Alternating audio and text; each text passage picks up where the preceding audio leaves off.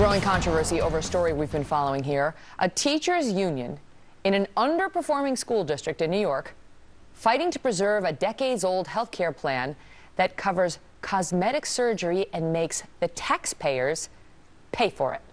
All this while the district struggles under millions in debt.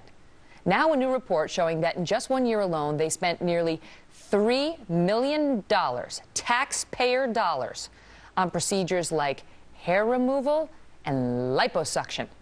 Joining me now is Ralph Hernandez, Vice President of Executive Affairs of the Buffalo, New York School Board. Sir, welcome to the program. So this is happening in Buffalo, and the teachers union, I mean, the good news is it's gone down. It was $9 million on hair removal, like lipo and all these other procedures a couple of years ago. Then it dropped to $5.9 million. Correct. Now it's only $3 million. So why shouldn't the good citizens of Buffalo pay up?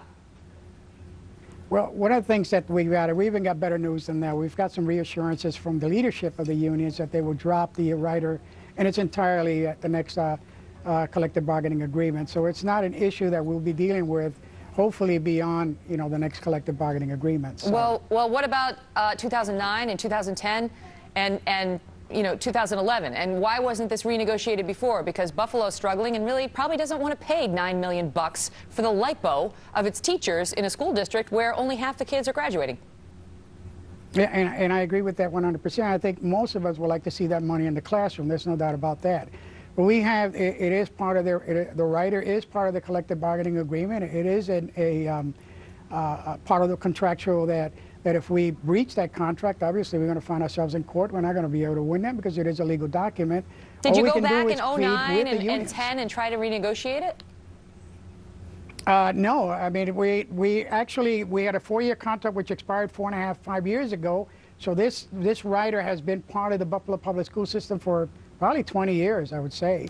It's now that we're finally starting to get to the point where not only pressure from the community and folks like yourself and others, but the board has been very, very tough on them with regards to cutting loose this rider. This rider, this money could be spent in the classroom. But what I was told, tell me if I'm wrong, Ralph, but what I was told was that given the budget constraints in Buffalo, the school went to the teachers and said, look, we're going to have to lay off 100 teachers, and we won't do it if you'll give up the cosmetic surgery coverage of the union plan, and that they refused. They refused to save the jobs of the other teachers, and they wanted the lipo more.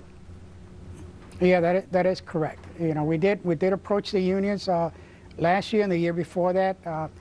We even filed resolutions with the board asking, sent them letters asking them to negotiate a memorandum of understanding, if not necessarily eliminate the rider completely from the collective bargaining agreement, but at least give us an MOU to give us some relief for about a year or two until such time as the collective bargaining agreement was completed, and that unfortunately was turned down.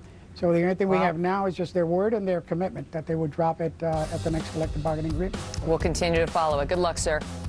Yep. Thank you. The news writes itself.